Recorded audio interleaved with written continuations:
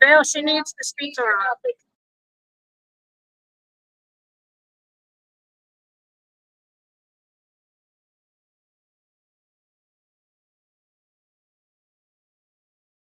Mic check.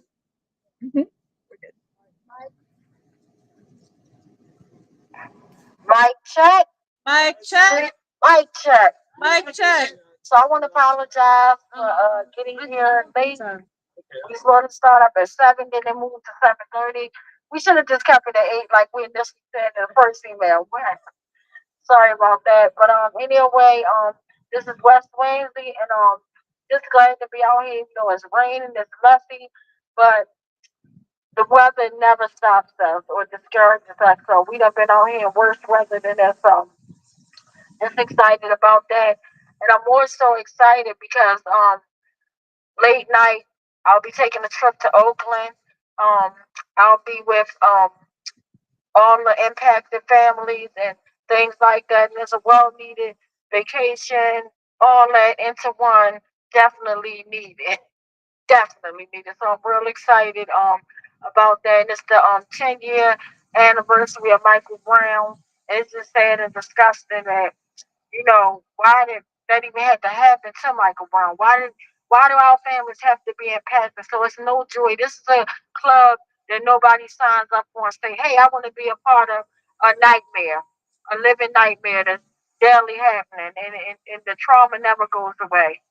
And it's sad. And then my heart goes out to just any victim because a lot of victims don't die. A lot of victims survive and they live with that guilt of, oh my goodness, the person that died, case is more, important than mine. All of the cases are important because nobody deserves to be brutalized by people that's supposed to serve and protect us. That's the first thing. And as we know that with the way that training has nothing to do with anything because they'll always let us know and they'll say, you know, the officers need more training. They don't need any more training because they pretty much go into it. Depends on what call they get. They go into it, and if it's us, they just kill us, shoot us, and then they say, you know what, I fear for my life. Closed book, and they think the family's going to walk away. And in most cases, they try to pay off people with settlements that does not even matter because all the money in the world can never bring our loved ones back, and we don't give a damn about your money. We don't give a damn about your blood money at all. And it's just sad, and they're not doing us a favor even when they give families, pay out settlements because you took away a life that's irreplaceable, and then you took away a provider from that family. So you're supposed that's your duty. But most importantly, it's your duty to serve and protect us, everybody. And I'm not talking about the police. I'm talking about this dirty system that's designed to knock us down, that's built off the backs of racism and capitalism, hand in hand hand in hand. And until we correct those two major issues, we're just dancing around the devil. That's all we're doing. Dancing, hoping, praying, and meanwhile the devil is doing this damn thing. And I'm sick of it. As we look at the trial that's going on now with David, I can't Linthicum. David Linthicum. That's a prime example of, oh, we don't have to kill you when we come out. And I always think about Corinne Gaines. I think about Timothy Flemings. I think about all the ones that were going through something. And then in Corinne Gaines' case, they were going to her house just to serve up a traffic court. But you send a squad to traffic court, for a traffic court summons. You send a SWAT team to Corinne's house and they murder her and leave a bullet in her son's face. And then they ain't nobody talking about that. They want us to like we had to go through hell and they still don't got no goddamn accountability. And then for them to get a big payout settlement and they take it back and it's on backhoe and they say, oh well that family didn't deserve like are you freaking kidding me? But yet now with this trial going on, where this guy actually gunned down, his intent was, I'm going to shoot them up no matter what. Like he shot him in the face, took their car, did all this stuff. They had the whole county on lockdown. Didn't have children going to school or anything. But yet when Corinne Gaines' mom, and I'm gonna be with her this weekend as well. But when her mom said, "Let me talk to my baby. I can talk off the stand by thing on, the standoff. Let me talk to." Ruby said, "I don't want to talk anymore. I'm tired of effing waiting." And he went to his murderous rage.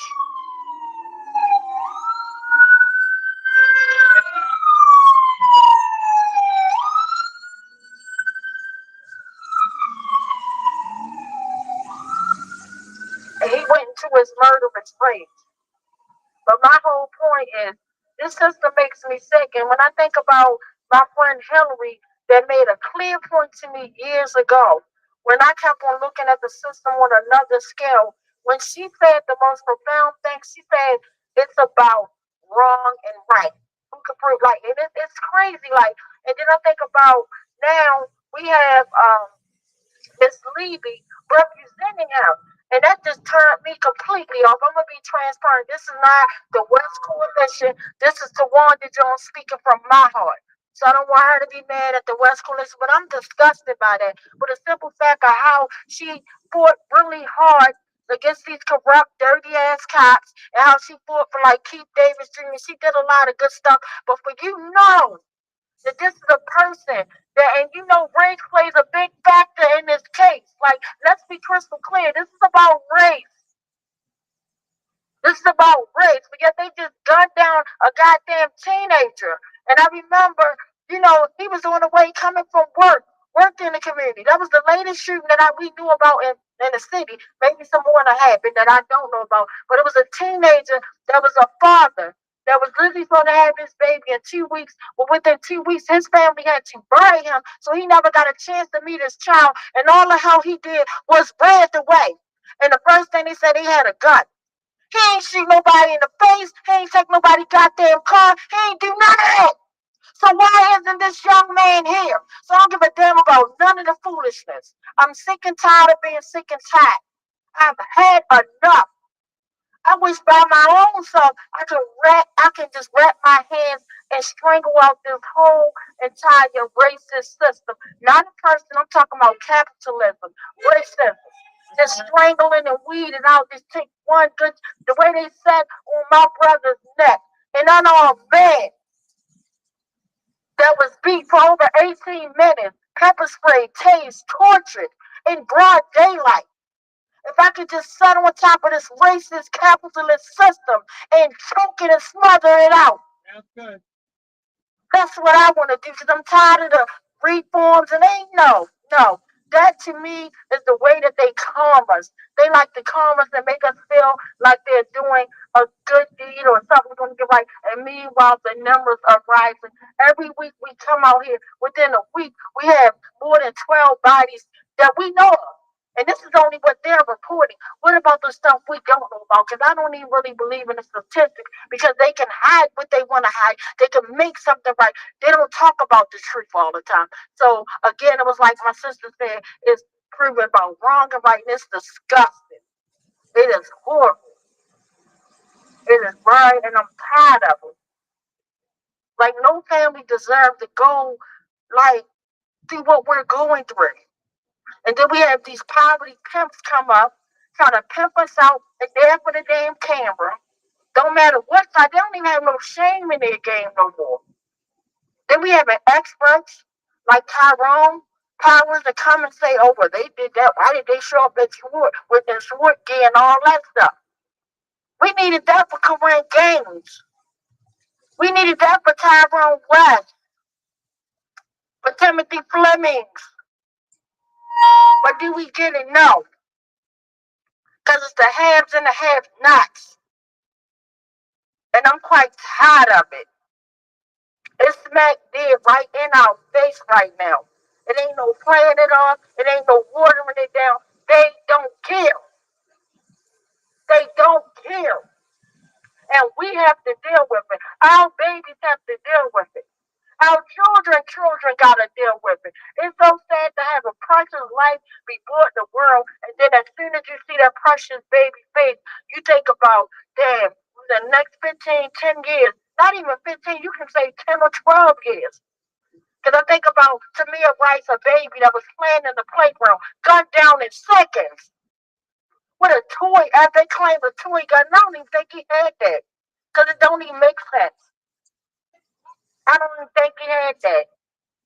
But my whole point is, I feel like it's not going to end until we end it. It ain't going to end until we end it. And that means we need to shut it down. That's the only way. Shut it down. That's it. There's no in between. It ain't no bouncing around. It ain't no working with them. It's none of that. I done been through side back meetings with people that promise, oh, I'm going to do this. Oh, I'm going to do that. We're going to look into that. That wasn't right. All this is still nothing. It took George Floyd blood to be on the ground for the world to see it in the pandemic and the whole entire world stand up. And then you finally want to throw a killer cop in a cell block. And then you finally want to talk about David Fowler all the way from Baltimore. You find his business in a whole nother state. That's how corrupt his ass is. He done stepped out his backyard and blamed everything but Derek Lee and George Floyd's neck. Oh, he suffered from carbon monoxide because he's right there by the car. Oh, same stuff he did with my brother. But the part that hurts me when I was telling y'all this 11 years ago, y'all laughed. Y'all thought my family was crazy. Y'all turned y'all back. When I said somebody broke in this house 2 days after he was murdered, and the landlord reported and said it looked like it was a house raid, oh no, an officer wouldn't do that. When I say they shipped my damn brother body to Alabama with a yellow shirt, nobody's talking about that. Why? Because we're in this position where we're letting the system shut us down. Instead, we need to reverse. It's time to pull out the reverse card like Uno. It's time to shut them down. That's right. That's the only thing. It ain't nothing else. I'm tired of talking nothing to lose. But our goddamn change. That's it. My man Shorty been down here for decades. He walked up to my face, the first one that ever walked up. We got tears in our eyes. We ain't know where to start. He gave my uncle his package about his life and all he endured. He was the one shutting down people that wouldn't talk to me and my family, telling them show respect to their family. I'm gonna tell you, he probably was the only reason why we got certain people to sit down and talk to us. Why we got a resolution in my brother's name, the first one. That part. And that's why I named him Shut Him Down Shorty. I'm like, damn, he shut him down. I go out there, he doing potty training politicians, got the pot out, the toilet out, he got their names hung up. I said, okay, that part, that part, by himself. I'm going to jail by myself. It's crazy. I'm going to jail by myself. It's crazy. So I just had to say, we need to shut it down. So whenever y'all ready, that's my next one. We gotta be organized. Let's galvanize and organize how we gonna shut it down. If that means we ain't going to work, if that means we standing out in front of City Hall, making them do what they gotta do. We have to shut it down because people are gonna still keep getting murdered. People gonna still keep dying, and it's all around what I call the highway of hell. And my lane might be police brutality, your lane might be homelessness, and somebody else's lane might be the poor system, the educational system, but it all is together hand in hand to the highway of freaking hell. And that's where we're all going at until we change it. Nobody's gonna save us. I'm a Christian woman, believe in God, go to church all day. God ain't even coming down here to save us. He give us the tools, the power, and the strength to do what we gotta do.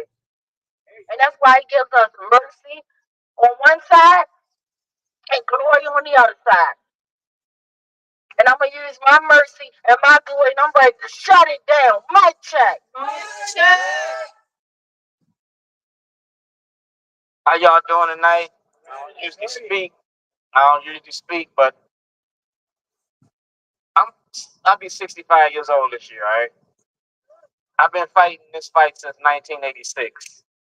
You can Google search Dwayne G. Davis. Nobody knows my name, but if you Google Dwayne G. Davis versus the state of Illinois, It's about this war on drugs, and this war on drugs ain't nothing but a war on the black community. It was established in 1972 by Richard Nixon. It was a Southern strategy, all right, that glorified the gentrification of our black families and our black communities. Now, we want to talk about how you getting away with killing black people. It's illegal.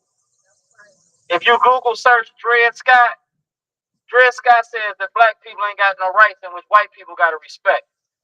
You repealed Roe versus Wade, but you ain't saying shit about Dred Scott. We tore down the statues, but we never went after the institutions. You feel me? Yeah. We tore down the statues, but we never went after the institutions. That's right. We got a black governor. We got a black attorney general. We got a black mayor. We got a black senator. We got a black congressman. But we're still in the back of the bus. If we don't stand up and make our voices heard, then they can continue to treat us the way that they treat us. They want to scare you with Project 2025 when you should be scared of Jim Crow. Yes. Now, Michelle Alexander wrote the book, The New Face of Ill Jim Crow, and you've seen the movie, The 13th Amendment, and if you put them two things together, tell me what ain't working. Because they done told you right to your face what's going on and how they doing it. You got the haves and the have-nots. Every day, you got a radio station that goes on. Back in the day, we had radio stations promoting freedom. These radio stations is promoting propaganda. Now, y'all can get mad at me if you like it or not. I don't pick favorites. I'm not doing this to be liked because we stopped liking in second grade. All right? I don't care if you like me or not. You're going to respect what I got to say. Take it with a grain of salt. You can't claim to be an activist in Baltimore and you ain't here in the streets. That's right. Point blank. I don't care if you're on a radio station talking about our problems in our situation, but if you ain't got no skin in the game, and if you ain't got your feet on the ground, you don't need to be talking about these situations. Martin Luther King sat in a Birmingham jail and he talked about the haves and the have-nots. Y'all talk about glorifying Martin Luther King. Well, stop glorifying Martin Luther King and start doing his work. You talked about John Lewis, the good kind of trouble. Man, all we is trouble. Marvin Gaye told you taxes, death, and trouble. Man, it is what it is. You got our music, you got our culture, you got our sorrow, you got our problems. Well, we want our freedom. We talk about Marcus Garvey. No, we don't. Because Marcus Garvey had a movement that moved black people out of America. If you take black out of America, then who's going to be the new nigga? Because who's going to clean your toilets and cut your grass? Because we won't be here. Taxes, death, and trouble. Stop paying your taxes and put that shit in escrow. And if you vote for these individuals, put an ask with your vote. Don't just vote because. You feel me? Martin Luther King fought for the Voting Right Act. I was about, 68, I was 8, 9 years old. I've been throwing rocks at the police and fighting with the police since, since 59. Emmett Till is your Freddie Gray. We had a lynching yesterday. We turned lynchings into executions. Marcellus Williams was executed yesterday. That was a lynching. Yeah. Yes, it was. Emmett Till was executed. That was a murder. And nobody suffered any consequences behind those actions because blacks have no rights in which white America has the respect.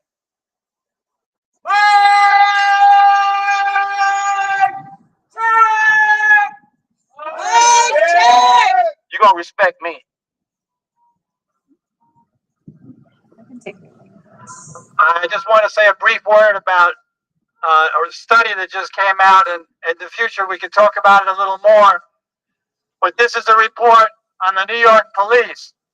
They used to have a policy called stop and frisk, and they arrested more than 1 million people under that stop and frisk policy. They killed many people. I think Sean Bell was one of those, if I got his first name correct, Mr. Bell. And so they've outlawed stop and frisk as a policy in New York in terms of policing. But the police continue to do it. And the new report says that for the last whole series of commissioners in New York, going back 10, 15 years, not one of them, but all of them have exonerated almost every case of the cops doing stop and frisk illegally, and they just sweep it under the rug. And so when something happens like that again and again and again under a number of different administrations, you can't say it's the result of one person. It's a system. As Tawana talks about, it's systemic. So how do we overcome that? Well, my viewpoint is that we need a revolution. I think that we never could have stopped slavery in the United States without the Civil War. And I grew up during the Vietnam War, and it was a little piece of the U.S. empire. They passed a law, the puppet government that the U.S. put in power, that they didn't have a minimum wage, they had a maximum wage of $1.40 a day. And so Motorola would go there and make television sets. They sell them around the world, very inexpensively produced, and make huge profit margins. So to hold on to that little bit of the U.S. imperialist empire, they killed about 2 million Vietnamese, and they killed about 50,000 U.S. troops. So I came to the conclusion, if they're willing to kill that many people to keep a little bit of their empire, it's an illusion to think that we can shut it down and start capitalism without a revolution. So I hope to share more detail about that report on the New York police. It's an important example, the biggest police department in the country. I don't have more facts with me tonight, but I'll do that another time. Mic check. Mic check. Mic check. So I want to just circle back to a couple of things that were already talked about. If you want to talk about the New York police, we can talk about how for the $2.90 turnstile jump, they went guns blazing and shot 4 people, including a cop. Which I love how they call it friendly fire. Like, yeah, tell the cop who got shot, you know, that was friendly fire. Don't worry about it. But for a $2.90 fare, they went guns blazing on a crowded train platform. How does that make sense? And then they can't keep a police commissioner, just like Baltimore. Like we change police commissioners like some people change their underwear. And it's the same thing in New York. But I want to talk about Marcellus Williams, because that was a lynching. And it was posted all over the place. There was a lynching today, like they used to do when they used to hang the flags out. And they would say there was a lynching today. There was a lynching yesterday. DNA proved he was innocent. Another person who was implicated in the crime actually said he wasn't there. And the prosecutor tried to undo the damage that was already done, but this was in Mississippi, correct? Missouri, same difference. So Missouri, where the judges are racist, you know, the judge, even the judges on their Supreme Court, because it didn't go to the SCOTUS in DC, it went to the state Supreme Court, and the state Supreme Court wouldn't grant him clemency. They wouldn't stay his execution.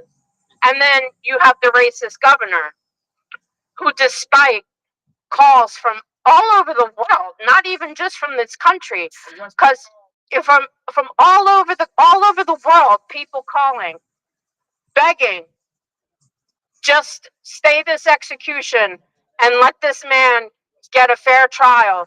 No, they executed him. They killed him last night. And his name, even though he was killed by authorities, his name isn't going to show up on any lists that we read. So I really want to uplift his name, Marcellus Williams. Marcellus Williams. Because it's 2024 and we are still doing the same things we were doing 100 and 200 years ago. And I just been in like a really bad mindset Like, I just don't like the way, like the vibe of, or the energy of how, like, the earth is right now, or the United States, or politics, or interpersonal stuff or whatever. So I'm not going to talk long. I'm like in a really bad headspace, but I really wanted to uplift Marcellus Williams's name, because an innocent man died yesterday. And innocent people die every day at the hands of authority. And innocent people are continually dying in Gaza. And now Israel has turned their focus on to Lebanon. So now they're wantonly bombing everybody. And then you have, well, I think his name is Blinken, which is our Secretary of State or whatever. Is like, wants to talk about a ceasefire. You know what? A ceasefire is fucking easy, because we're supplying the bombs. Stop fucking sending them. That's the way you create a ceasefire. Don't send them any more ammunition and bombs. That's how you create a ceasefire. You don't want them freaking killing a whole bunch of people? Don't send them the means to do it. And then why didn't Biden step in for Marcellus Williams yesterday? He totally could have. It was all over worldwide news. Why didn't Carmella? Yep.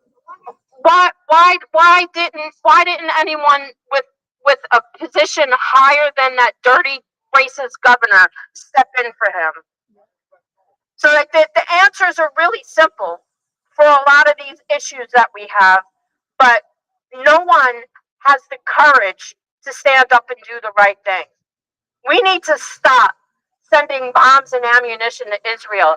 Israel is turning into just a murderous, vile state.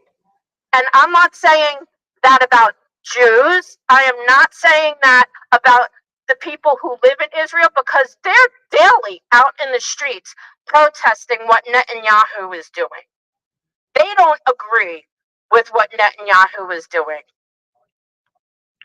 But what Netanyahu is, and what Putin is, and what Erdogan, or whatever his name is, from Turkey. Yeah. what he is what Trump wants to be. Right. Trump wants to be that. He wants to be able to just go kill whoever, jail whoever, shut down whatever, and anything that he doesn't like, anything that offends him. That's why he's dangerous. He's dangerous along with all the other white supremacists, all the other Republicans, all of the other, like, borderline Democrats who want to, like, skirt the line in between right and left. There is no moderation. You either got to be left or you got to be right. There is no middle. The middle is dangerous, because you're literally being two-faced. You're okay with sending bombs that are killing children and women and destroying hospitals and schools and places for people to live in Gaza and now Lebanon. And a little quick thing about, like, we've always gone after places like Lebanon and Iran or whatever, because they are self-sustaining societies. They don't need shit from the rest of the world. They take care of themselves. There's a term for it, but I think it's sovereign state. They're sovereign states. So, like, they don't take part in NATO, and they don't take part in all of the buddy bullshit. And we literally go after them for their resources. And their people don't matter. Their people don't matter to the wider governments. Their people they don't care. And it's the same thing happening here with poor people. It's the same thing happening here. This country was built by the poor and the destitute and the enslaved. It was literally robbed from the indigenous people. And we just got this all fucked up. We just got it all messed up, and we need to realize that there is more power in our numbers than there is in the fake power that they wield as politicians and governments. We need to just realize that we are what is underneath them, that is holding them up, and all we got to do is back up and let them fall. So one person can call it a revolution, one can call it an uprising, whatever. But whatever we got to do, we got to do. But Mr. Blinken, a ceasefire is easy. Stop sending bombs. Mic check. So, do anybody else want to say anything? Those were all excellent points. And sister, you going to let me know what happened yesterday to that person. Even though I hate hearing like said something, it's just terrible. And I'm actually when she was talking, I thought she was talking about the young man that got executed last week, that she brought us the information about, or weeks ago, and then somebody else. Like, it's just like, when is it going to stop? It's not going to stop until we stop it. And that's just the bottom line. Like, it ain't no in between. And I think about all our forefathers that fought like hell to get us where we are today. What if they would have just stepped back and waited for somebody to give us change? We wouldn't have been able to sit with certain people, ride on the bus, all type of stuff. It's just disgusting. So I said all I can say, we must keep this fight alive. We need to knock this whole system down, period. It ain't no in between. So with that being said, I wanna see if anybody wanna say anything or share anything before we come up with the sad list tonight. All right. They got a union thing tomorrow. You wanna tell them about it?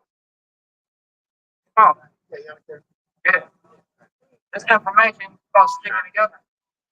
Hey everybody, I'm Mike from Unite Here and just want to bring a message of solidarity from the labor unions to this struggle. And we've been so inspired by you, Tawanda, keeping this fight alive for all these years. We are having a picket line tomorrow at the Hilton downtown at 11 a.m. Those workers are fighting for fair wages, and the hotel companies are paying less in Baltimore than other big cities. So we're going to stand up and fight with those workers tomorrow, and we'll be continuing to picket and have this campaign with updates on the Unite Here Local 7 website. So much. Like, that's what we're talking about, shutting it down. Like, literally, we need to be out there, and I'm so mad that I'll be heading to Oakland. If not, I'll probably be there, but I would definitely be there to and support. And if anybody that can support our brother, please come out there. Because again, it revolves around capitalism. Why? Like, people are working, like, that's all we do. Is literally work our tails off. We don't even have time to spend with our family. And for them to go through something like this and have nobody support them is devastating. It's heartbreaking. And it can easily be us. I wish somebody go pick a line my job because I need that with the price up everything. I need some answers. I need some more money. I want to know why my paycheck's short and my bill's long. That's what I want to know. That part, like, and then it's just sad because you'll hear them talk about when the pandemic was going on. They talk about price gouging. Well, it's still price gouging, and it's just like, what? So what are you going to do about the price gouge? They still letting it go, and then it got worse. It's like, oh, it used to be, oh, you see somebody price gouging about this, that, and the third. Call it. Where the number at? Because everybody got their price gouging. It's the Attorney General's It's office. disgusting. It's horrible. You gotta call your Attorney General's And office. then it's like now gas is going down, but food items are going up. Come back up. All right, but I know as far as for me, because I use diesel in my car, the diesel gas prices have went down for me. I'm thinking for me because I was paying almost $6 for 1 gallon, as if I got a truck and I just got a car. So for me to literally go and pay like $3.89, that's like woo, $3.89 compared to $5.89. Yeah. So I felt like gas is going down. So anyway, but we're gonna take 2 minutes to stand in solidarity. But before I wanna I'm not even gonna I was trying to pull up the disclosure, but I'm just gonna say how I feel from my heart. So, tonight we're gonna come with two sad lists. A community list as well as a national police brutality list. But we don't have any details about what's happening, the circumstance, or anything. But we do believe in mediation. We believe that we can resolve any issue by sitting down at the table, and trying to talk about it, as opposed to pulling out a trigger, a weapon, or just ending someone's life. Something so precious, because when you go and you murder somebody, you can't undo murder. You can burn a burger, but you can't undo murder. And when someone is murdered, you take away a family. You don't just take away the one that you're targeting because you're in that rage at that time about. You're taking away a whole family. You're changing people's lives forever. People can't even deal with just literally when a family member just passes from sickness, illness. It's hard and devastating. And on that note, I'm sending prayers out to Miss Pam family. She just passed away, you know, and it's just sad. But to think that someone is murdered, that's a whole big thing. So we believe in peace. We don't have any details about the list or names that we read. We just believe in uplifting people, because these are human beings that were murdered. For whatever reason, I feel that even in my brother's case, my brother getting murdered by 17 animals, I don't wish murder on anyone. I don't even wish murder on the ones that murdered my loved ones. I wish that they be held accountable. And I'm going to keep my foot on their neck until they be held accountable. But I don't wish murder on anyone. So with that being said, we're going to take 2 minutes before we actually read the list. So I'm gonna look at the time. The time now is 8:24, and we're gonna come back in 2 minutes. Mic check. My turn.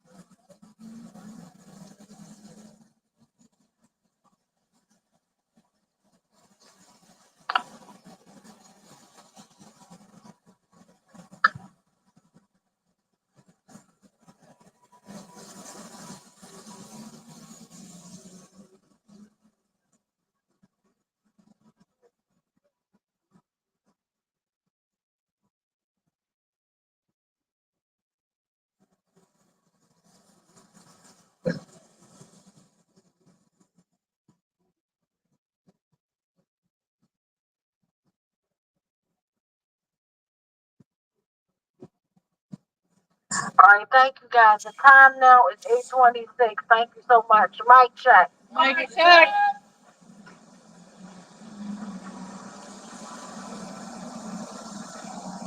So every week I read the names of the people who have died by homicide here in Baltimore, just so that we can lift up their names and lift up their loved ones and their friends and their community, and just take this opportunity to dedicate ourselves to eliminating violence from our city, our nation, and our lives. Melvin Shepard, Melvin Shepherd. Melvin Rich III, Melvin Rich III. Michael Sims, Michael Sims, Andre Dukes, Andre Dukes, Daryl Mitchell, Daryl Mitchell, Enrique Neal, Enrique O'Neill, George Massey, George Massey, Christian White, Christian White, Ryan Kane, Ryan Kane, Jasmine Simuel. Jasmine Simuel. Thank you. Mike check. Mike check. So I'll be reading the list of people killed by police around the United States. The newest names that we have, these killings occurred during a 5-day period, from the 11th of this month to the 15th. Keep in mind, for each person killed by the police, about 80 others were brutalized but lived. First, in Tyler, Texas, on September the 11th, a man whose name has been withheld by the police so far. Cell blocks for killer cops. Ashe. Ashe. Again on the 11th in Saratoga Springs, New York, 48 years old, James D'Elia. James D'Elia. Sorry, the print's really tiny here. Excuse me. On the 12th of this month in Spring, Texas, a man whose age has not yet been revealed and whose name has been withheld by the police.